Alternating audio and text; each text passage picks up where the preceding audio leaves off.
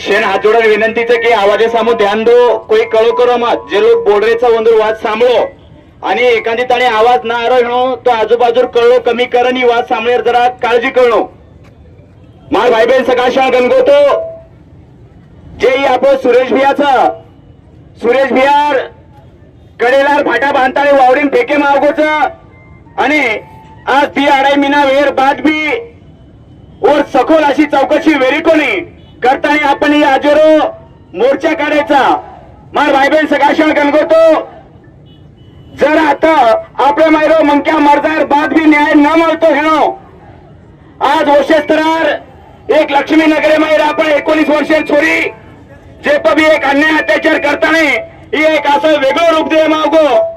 आज जर आतेरा आपा बेटी बारी आपा बेटा जर आता सुखरूप छेचा बिंदास आता फळ सके नाही तो जरा तम आपण स्वतः प्रश्न विचारो की जे बाप दादा कहते थे की हम ठोकरेटी वागेन माराचा कुणी ती जको जता लात मार्यावर पाणी काढाचा खरोखर वागेन मारेरो हुनर आणि ठोकरेटी पाणी काढेरो हुनर आपेर मै रेगोच काही. माय भाई बहन सगाशा गणगोतो लोक ही हातेर ताकद देखाचा जेरे माई ताकदचा लोक वर वाट कोई जायने आज आपण हम आपल्या माई ताकद कमी करण्याचा करता लोक आपला वाट जारेस ही यात्राच विषय छेचा. माझ्या बंधू आणि भगिनींनो हा जो काही मोर्चा काढण्यात आलेला आहे सुरेश राठोडच्या संदर्भात मी रस्त्याने जेव्हा येत होतो तेव्हा काही मराठी भाषिक लोकांचं बोलणं असं होतं की हे फक्त बंजारा समाजांसाठी मोर्चा आहे वाटते. मी सगळ्यांना सांगू इच्छितो की गोरसेना गोर शिकवाडी ही संघटना फक्त बंजारा समाजासाठी नसून तर इथल्या 85% लोकांसाठी काम करते. आज इथे सुरेश राठोड आणि जे 19 वर्षाची जे ती आपली ताई आहे या जाग्यावर जर कोणी मराठी भाषिक याच्यातून कोणीही व्यक्ती असता या 85% याच्यातून जर कोणीही असतं तर या गोरसेने संघटनेमार्फत आपण असाच आंदोलन छेडला असता याला काही दुय्यम गोष्ट नव्हती. माझ्या बंधूंनो माझ्या पोलीस प्रशासनाला एक प्रश्न आहे. आपल्या या पुसद तालुक्यातून 2-3 केस मी स्वतः हाताळलेले आहेत. त्यापैकी 1-2 तुम्हाला सांगू इच्छितो. या मोतमध्ये झालेल्या प्रकरणात 9 दिवसापर्यंत गुन्हा दाखल केला जात नाही. जेव्हा तिथे आपण जातो प्रश्न विचारतो तेव्हा पोलीस म्हणतात की जोपर्यंत पोस्टमॉर्टमचा रिपोर्ट येत नाही तोपर्यंत आम्हाला गुन्हा दाखल करता येत नाही.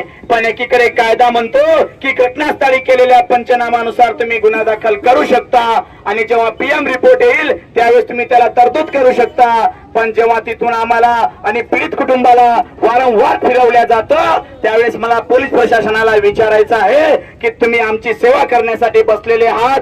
तुम्ही कुठले साहेब वगैरे नाहीये. तुम्ही आमची सेवा करण्यासाठी बसलेले आहात. मग आमची योग्य ती सेवा का होत नाही. आमच्या पीडित कुटुंबांना लोकांना वारंवार चक्रा का माराव्या लागतात. नेमकं तुम्ही इथल्या राज्यघटनेवर कायद्यानुसार चालता की कोणाच्या तरी इशारावर चालता हे तुम्ही आम्हाला स्पष्ट करून द्यावं. माझ्या बंधूंनो याआधी या लाखी गावामध्ये वसंतराव नाईक साहेबांचा फोटो फाडण्यात आला होता. आम्ही इथे आलो. इथे यायच्या आधी जे आपल्याला नवीन साहेब इथे आलेले आहेत ते तिथे लाखीत आले आणि मला त्याने स्वीट पॉइझन दिलं. धमकी दिली मला की मैं इन सब पे बोले कंप्लेंट करता हो गुन्हा दाखल करता हो. तेव्हा मी विचारलं की इथे आमच्या भावना दुखवल्या गेलेल्या आहेत. इथं वसंतराव नाईक साहेबांचा विटंबना झालेला आहे. ते फक्त वसंतराव नाईक साहेब जर नसते त्या ठिकाणी बिरसा मुंडा अहिल्याबाई होळकर बाबासाहेब आंबेडकर शिवाजी महाराज सावित्रीबाई फुले महात्मा ज्योतिबा फुले जेवढेही या पृथ्वीतलावर महामानव आहेत यापैकी जर कोणाचाही विटंबना झाला असता तर आम्हीच छाती ठोकून समोर आलो असतो. याला काही दुय्यम गोष्ट नाही का. तेव्हा ते साहेब म्हणत की सगळ्यांवर गुन्हा दाखल करतो. मी विचारलं साहेब 144 नियम लागू झाला का. त्यावेळेस म्हणत नाही. मग तुम्ही कोणत्या अंतर्गत कायद्याअंतर्गत आमच्यावर गुन्हा दाखल करता. जर पोलीस प्रशासन आज जे बेगुन्हेगार आहे त्यांच्यावर जर गुन्हा दाखल तुमच्यावर गुन्हा दाखल करतो असे म्हणत असाल तर तुम्ही आम्ही धोक्यात आहे आणि पोलीस प्रशासन कोणाच्या तरी इशारावर चालतंय हे इथं आपल्याला खंबीरपणे मानायला काही हरकत नाही. माझ्या बंधूंनो अरे आज सोयाबीन काढणं चालू आहे शेतामध्ये. इकडे त्या शीडचं काम चालू आहे तर एवढे लोक जे इथे जमलेले आहेत हे कोणत्या पद्धतीने आणले कोणत्या पद्धतीने लोक आले हे तुम्हाला सांगू इच्छितो. इथे कोणाला फुकटाची गाडी, इथे कोणाला खिचडी वगैरे नाही दिली. हे स्वतःच्या खर्चाने आलेले इथे हे सगळे जमलेले जमाव आहे.